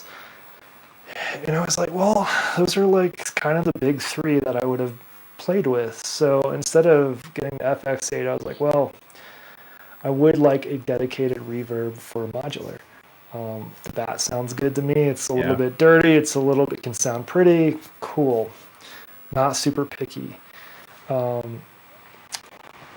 And that's it. Like, I mean, I do have some distortion. Like the Trash Master is distortion with the caveat that it's really sort of a high pass filter mixed with a distortion. They play really nicely together. Distortion and synths, like, there's a lot of caveats to make that sound good. Data and I were messing with that the other day. But reverb is something that I hardly touch. Hardly ever. Like, it's very rare, and when I do, it's usually on the MS-10 and nothing else. And I've found that typically, while I appreciate really nice reverbs, they sound the best on long notes. Like, it's sort of like the Oberheim demos we heard today aren't really reverb specific, but it's one of those instruments that, like, when they're doing the demos, almost all of the notes are long held notes, so you can hear the full range of reverb and PWM or whatever the heck they've got going. And I find the same with reverb, where I find it shines. The more Spartan, the sounds are. Like, if I put a lot of reverb in, like some of my typical mixes where I've got drums and other voices, like, it just instant mud. That, which is why I hardly touch it. It's not that I don't like reverb, but I did want a good reverb so I can play with it, because there were some things I was playing with the other day where, like, I think it was I want to say, like, the Trash Master and the MA35 filter. I had them both going, like, the same voice going into them. I had them both going into the bat reverb, and, like, at just the right setting, it was like a male choir picking up. It was so bizarre, but it was so cool. So, like, I think I'm glad I have it, but it'll be. I'll try to keep it Spartan, except for when I want to fuck shit up, you know. So, I mean, pro tips on reverb. First of all, granted, everybody's to taste, but generally do everything you can to keep your bass frequencies out of there. I mean, honestly, maybe even up it to 400 or 500 hertz. I prefer band limited reverb in the sense that it's. I want it to fill a particular audible space, and so you get into, like, super hi-fi reverbs, and this is the reason why I've been buying these older ones, because, like, just by the nature, like, they weren't hi-fi. There's a difference between I want ambience and I want to recreate what it sounded like in Red Rocks. Right? So for me, I like the grittier, non-perfect types of things. I like to be able to shape again, the bandwidth, like the filtering of making sure all the lows are out, not letting it get super crystal high in the top. But for me, the big thing is, and actually you said that you had the Big Sky. Yeah. So man, that's a reverb I can't get behind. And there's I heard this said, and the first time I heard it said, I didn't believe it. And the reason I can't get behind the Big Sky, and to some extent I've got the Night Sky, and I have it's right there, the Star Lab. Oh, Star Lab, okay. They're both up there. That's my mostly my effects case. The source sound always to me sounded like it was riding along with the reverb in the Big Sky. They didn't sound like they were actually, like, paired up. And I mean, I tried for a year, and so, like, I want to call out the Desmodus Versio, because if somebody came to me and they said, hey, I want reverb in the case, I'm going to recommend that one first of all, because there's a lot of modulation options. It has the filtering. It is a unique reverb. Like, I love the distortion mode that's on it. And again, you can get some really awesome with the fuck shit up options. It is, and it's not trying to be another reverb. Signal balance as well with it. Like, it is its own thing. And that would be the one I'd say number one. Number two is actually probably, other than it doesn't like hot signals, the ALM, what is it? The MFX. That's been another one that I'm pleased with. But again, it's based on a lot of these, like, classic 70s and 80s grainy. Like, one of its hallmark modes is based on the Alesis Quadriverb, which you can pick up for $50 all day long. The But again, when you really look at mixes and performance, like when you're sitting on your own and you, like you said, you launch that long note into a reverb on its own, like you want to really sit there, you want to steep in it like you're getting a schwitz, right? Like you Yeah, just yeah, want reverb coming out of your pores. yeah, But when you're performing, you need this much. yeah, Like exactly. unless you're like doing the whole like ambient drone thing, you need this much. I mean, we can illustrate that really easily. Like, one of the things I really like to do, it's the shittiest reverb. It's like absolute garbage if you're comparing it to any of the things we just mentioned. But I've got reverb built into my mixer, and it's like adequate, right? But one of the things I like to do, like, is build up that wall of sound sometimes, where Yeah. I'll select a few instruments, crank up the reverb, let that get like, it almost sounds like an audience, like at a stadium or something. You get that like wash of sound, right? Build it up and then cut it, like hard cut into like a super clean bass and kick. Like, so good. And you should do that shock value. You'll have fun with it. The like, and yeah, that's another great example. The other thing that I really like to use it for is, and I discovered this by accident. When I say this, most people are gonna be like, "Well, duh." The weekend that I first got the Desmodus, I was just firing a high pitched sine wave into it, and realizing at the end that because the decay was so slow, that all of a sudden you're building, like you said, these walls of chords. Yeah. And like, so for things like that, going back to the random, I will I'll take the 8 steps, I'll set it down to 5, like, and I'll program in there's a scale called the Amara scale, which I actually got from a handpan drum. I forget, like it has a real name. Well, I mean, like it's an actual mode with Right. it only has like 5 or 6 degrees in the scale instead of 8. But so like I'll just go in and I'll throw those notes on there, and I will give it a little bit of randomness about where's it going to jump to. And no matter what 2 notes it plays, it always sounds great.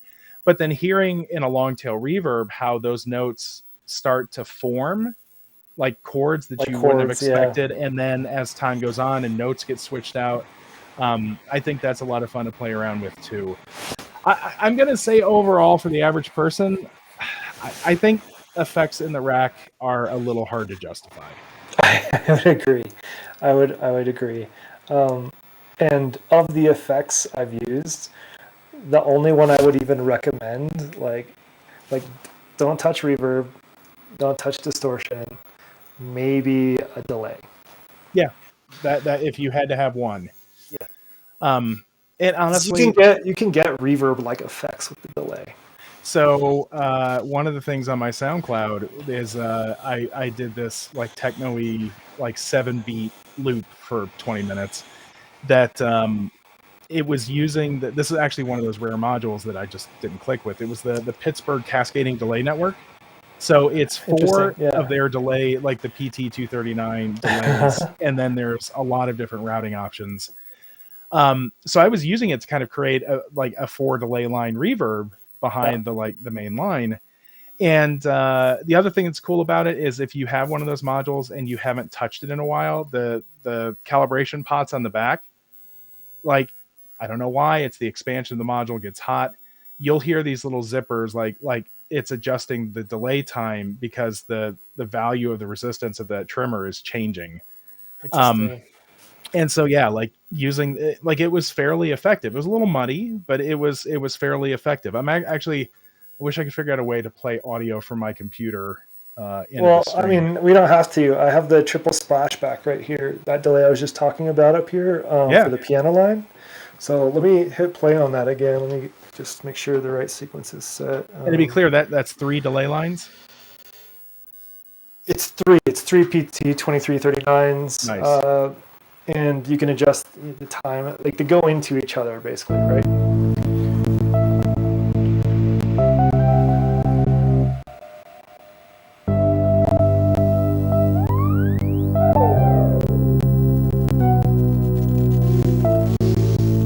You hear that little bit of grit right there?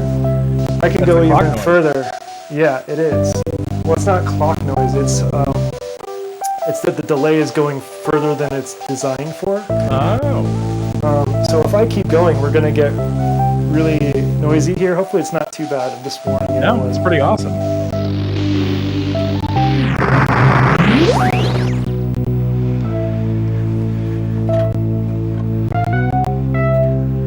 Hold on, I'm just adjusting a little bit.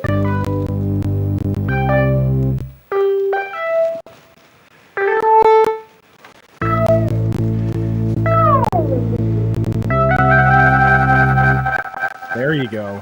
Right, if you get it just at the right, like you add a little bit of resonance, that PT2339 will get a lot of signal and repeat, and you'll get these like really cool. I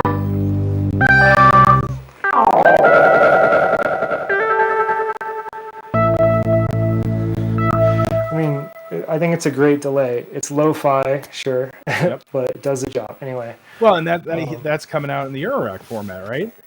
Yeah, so the next two modules that have been talked about publicly are the GUR filter, which I don't have in my case right now. It will be in that case, and the PT and the triple splashbacks. That will be Eurorack. It is a bigger module, but it's a really fun one to play with. Particularly, there's that master time control for all three delays at once, and that's CVable. There's typically on every Look Moment computer module attenuators for every input, so you can really have a lot of fun with it. Let me see. Yeah, fun story you might not know about the PT2 or 2399. 2339 or 2399. I can never remember. There's a 2, a 3, and a 9. They all go in there. So if I say the company Belton, do you know who Belton is? So Belton is one of the older spring reverb tank manufacturers, and boy, you want to talk about a guy that is in a spring reverb. You're looking at him. I have so many tanks and so many different drivers and a couple of rack units. I don't know why. I just love spring reverb. Anyway, Belton started manufacturing a digital spring tank, and what it is it's all those PT chips in one epoxy potted brick. And actually, funny thing is, the guy that figured this out is a well-known name that I think most of us would know if I could remember his name, but he kind of designed the circuit. And so there's a ton of artificial spring reverb pedals out there based on the Belton brick, but again, it's just all PT delays, thrown together. Because it has that metallic. You saw when I cranked up I guess lowered the time it takes for the reverb to happen. It gets super metallic like instantly. So I imagine a brick of those, instant spring reverb. I don't know if it's coming out for Eurorack, but there is a Look Mom No Computer spring reverb module. Yeah, he mentioned that in the works that I'm very excited about because I'm gonna be able to whack that box. To that point, actually, the Belton brick is IntelliGel makes a 1U like called the Digiverb, and it's based on the Belton brick. Cool. But I think they have it set up as I really like the stereo application of spring reverb because there's no chance in hell that you're ever going to get the same sound out of both springs. Like you want to talk about non-linear wide reverb, that's the way to do it. Of course, on the other hand, I started playing around with mid-side processing late last year with the Duranalog Enhance. And doing the mid-side like with spring reverb is amazing. But I also realized most of the music we listen to isn't actually that wide. Yeah. I mean, it's literally like canyon. Like you're standing in the middle of the Grand Canyon and you're looking 180 degrees in both directions. Or, well, you know what I mean? 180 degrees total. It's a little too wide. And that's accentuated with these headphones because they have a really wide field being opened back the way they are. So like that's another frustrating thing, right? The sound design. I remember DivKid Ben. He did an interview with somebody. It might have been Mylar Melodies, where one of the questions was, "How much time do you spend composing versus sound design?" You know, and he talked about his process. Like I sound design like Mondays is sound design day and leg day. You know, but that's the thing too, is when you find like these tricks and you're like super into that sound and you realize that it's actually almost useless or impossible to work around in a musical context because it just takes up too much bandwidth or, things like that. Like that's always frustrating. Yeah. I mean,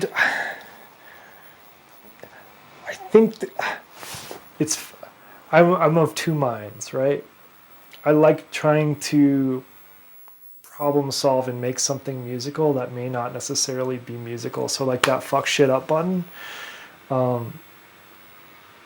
right off the bat, I was like, I don't know what this is for. But the more I thought about it, the more I realized like you can use it for all sorts of things. Like you hold that button and crank that filter, all of a sudden you have a really nice, big, wide filter sweep happening stereo.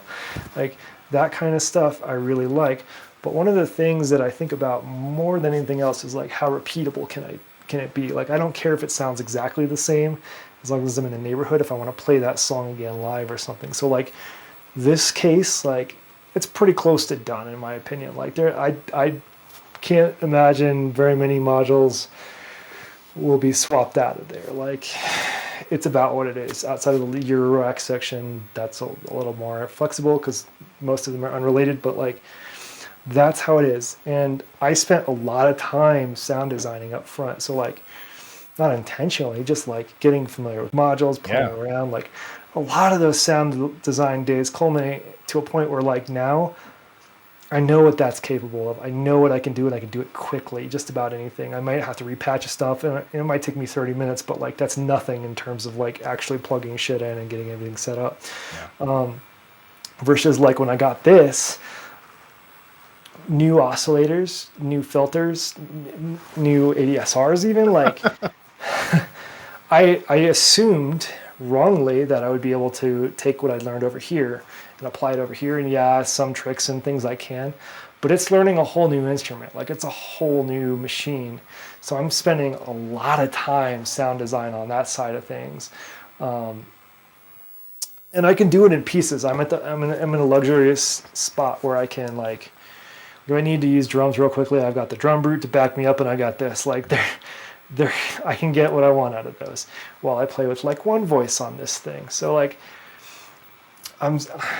sound design takes a long time, and it just takes a lot of time getting familiar with it. So I think playing with things, like I've done some tracks that I can never repeat again, which is like a modular thing, right? Like, yeah. And when I say I can never repeat it again, I mean like beyond what I'm not trying to even talk about the same exact like wiring. Like I could do that again, sure, but like using the bit ranger in combination with other things. Like this thing is like an unpredictable little beast. Like I will set up something that is like a one-time performance, and those are the most fun sound design sessions where you're not really worried about repeatability, and that's where I learn the most. And then I can take what I've learned there. Okay, I can make that musical doing X, Y, and Z, that kind of stuff. So I think they're valuable to do it. I think folks like DivKit have to do it more than others because they're constantly swapping out modules. Yep. I think a good thing to do is actually what StuJ is doing, and like go not like buying a year. Anything. Yeah, but like a year, right? Like last year I hardly built anything, and that was somewhat intentional. I was pretty happy where I was, and I just wanted to get really familiar with my setup and practice for performances and all sorts of fun stuff. This year it's like new Cosmo Town and new Eurorack Town. Next year I'll probably like settle down for a bit. Actually, like after I get like some of these extra modules that are coming in the mail, I probably won't buy much more for a while because there's a lot to learn there. Well, and that's, I'm getting ready to do iteration 4 of my cases, and same thing. Like when I filled the cases up, I was like, okay, that's it. And then as time went on, I was like, this module isn't for me, or there's a better option, etc. And so, we're in buying season now. By the time early summer gets here, it'll be revamp everything. Although I will tell you, especially when you have several cases to manage, right? Everybody's like, how do you do it? How do you do it? And I will tell you, for me, because I tried to do the like, oh, my oscillators and filters are here, so they're quick to patch. At the end, I had to capitulate to put brands together.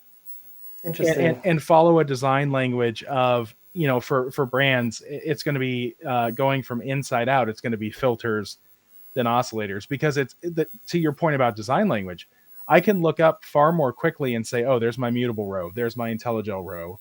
And I know that the left side of that, in that case, is going to be where the filters are. And I know the oscillators are going to be on the outside. But anyway, like just going through that practice, and then like you said, like getting to know what you're making out, and then this is where the FOMO kicks back in, though, because then you're like, oh, I gotta get that module. And it's like, I admittedly, I've got I've got modules in here that I haven't learned, and shame on me, right? But it's I like finding an approach and then sticking with it. And like I said, doing it by manufacturer has worked pretty well, except in the control case that actually is organized a little bit. Like gate modules are next to one another, envelope generators. Yeah. I got a question for you. If I send you a link, can you play audio? I can. Can I send you a link to play one of my pieces? Yeah, there's a private chat below. I see that. Look at this. All the capabilities we've got. The future is now, kids.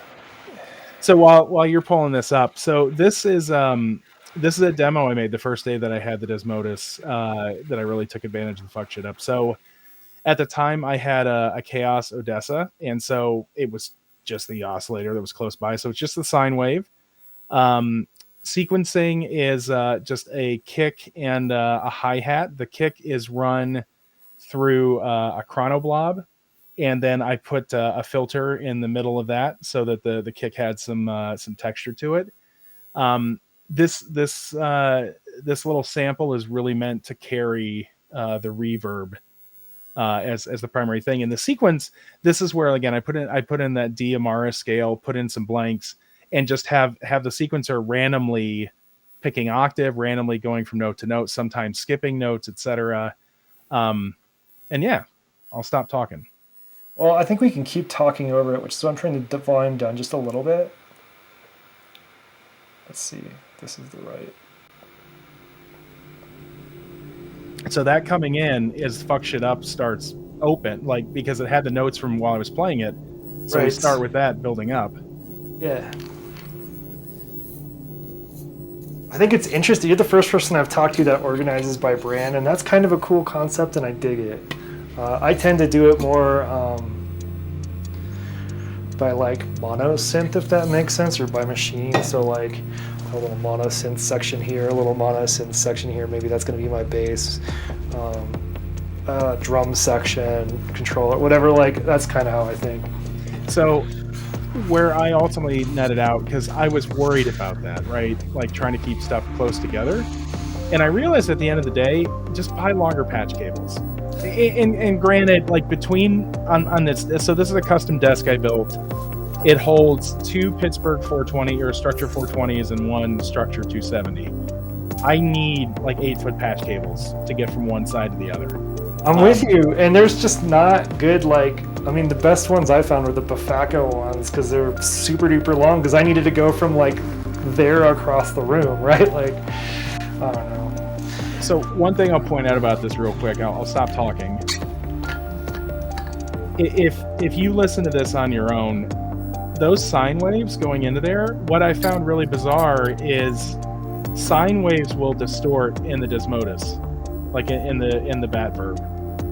Like if you listen to this like on your own on like high quality headphones, like you'll hear distortion in the sine waves that's not necessarily pleasant. And I reached out to them about it, and they're like, yeah, sine waves distort in this reverb. So and that was without like the distorted reverb turned on, right? Huh. So like that's just a thing. Again, it adds texture and character. But again, this piece was all about like highlighting that reverb and the fuck shit up being kind of like one of the cool signature features, because here we go. That chord you're hearing just happens to be whatever the last 4 notes played, which was completely random. Right, while you're just pushing a button. No, actually, this was a gate. So when you gated it. Yeah. So that was what was cool is I had played those notes to prime it. I was inverting the run trigger. So when it wasn't running, it was holding FSU high, and when the sequence is over and I hit stop, that's super clever. Yeah. And that again, that's why I like Logic modules. As far as, and if you want a good and affordable way to get into Logic modules and get a lot of options, I highly recommend the Clavis Logic XT, because it has like 50 different modes that are, I mean, they're all on the front panel. Like you have to press one shift button but all the labels are there. Each mode has up to 4 inputs, and like the thing I use the most on it actually is the inverter. But starting to play around with it, using gates for things other than triggering an envelope or triggering a drum voice was one of my biggest learning things last year. Yeah, I've gotten really clever, like in particular when I'm trying to do patches that don't involve like digital sequencers, like when I'm using that thing up there, I'll use a lot of gates to like flip directions or like stall it or things like that are just clever. Just make me feel good. Yeah. That's so clever. Because you're like, I'm the only person in the world that's ever figured this out. Yeah, I don't know. All right, the last thing I want to say before we wrap up, because it's like we're like at 2 hours almost. I'm sorry, I have that effect on people. Wow, it really is. It's midnight here. Buffered mults with LEDs are the best because they're 1 pixel oscilloscopes. Anyway, I was looking at buffered mults for your rack that have additional capabilities, so whether they're attenuverters or whatever. The ones that didn't have LEDs were immediately ruled out because I used that so much to see what a signal is. Anyway, have a good evening, everybody. Like, this was super cool. You got to come back again, Radiator, because we have a lot to talk about. Yeah, no, this was fun, and I'll be hitting you up in the coming months because I'll stream for the first time on EMS. Yes, I mean, I think you can do that. Like, this is like the angle you've even got now would be more than adequate. Yeah, I have a second case cam over there. So yeah, just do it. Like, that sounded great. Like, just make some streams happen. Walk us through, like, you don't even have to stream anything. You could stream 0 audio and be like, look at how I patched this clever thing here. Like, this 8-foot cable by blah, blah, blah does it. Like, we don't even care. We're like, we'd be happy to watch that. Well, and just if anybody's curious, Black Market Cables is my preferred brand. But yeah, man, heck, thank you very much to invite me on. This was a blast. So I look forward to doing it again. I'm glad you came on. It was cool. We went too far. Actually, hold on. I want to ask one quick question. Is whoever, let's see, it was Shock Value made the heresy comment. What was that about? If I recall right, that was me saying I don't use reverbs hardly at all. Gotcha. Which is true. I've been trying to use it more because it's a new module. The bat module is new to me. I'm trying to use it more just to get familiar with it. But I'm definitely at the point where I'm using it aggressively, just to better understand it, not necessarily how I plan to use it all the time. Well, I actually can't wait to hear what you do when you start exploring the other modes that you can, or the other firmwares you can upload to it. Yeah, I'm going to be looking at that probably next month sometime. This month is like kind of shot because all of my free time, I'm taking a Wilderness First Responder course, and all my free time is going to that. So after this, I'm going to be reading books and listening to data, it looks like. So cool. Awesome. Well, thanks again, everybody, and thanks for hanging out, and we'll see you on the Discord. I'm going to attempt to play us out because I didn't realize I actually had I've only had the Overseer for like 10 minutes, and I already messed up by leaving it like low pass for the intro. No, but dude, it was awesome. Yeah, it sounded fine, but I was like, oh, cool. It sounded better than fine. Yeah. All right. I'm just gonna, you know what? I'm gonna switch camera angles. There we go. That one's slightly okay. Here, let's fix that. There we go. All right. Make some music. Oh, I gotta load up the patch. Thank you, Hapax, for being fast. All right, let's start with, I really liked this sequence, and that, and that. Start with that, and make things real mellow, real quick. And I'm going to drop so you can have the center stage, man. Okay, have a good one. Thanks for coming on. Actually, I don't even know if this is on. It is on? Yeah, I'll mute myself. So it's not heavy breathing and sense.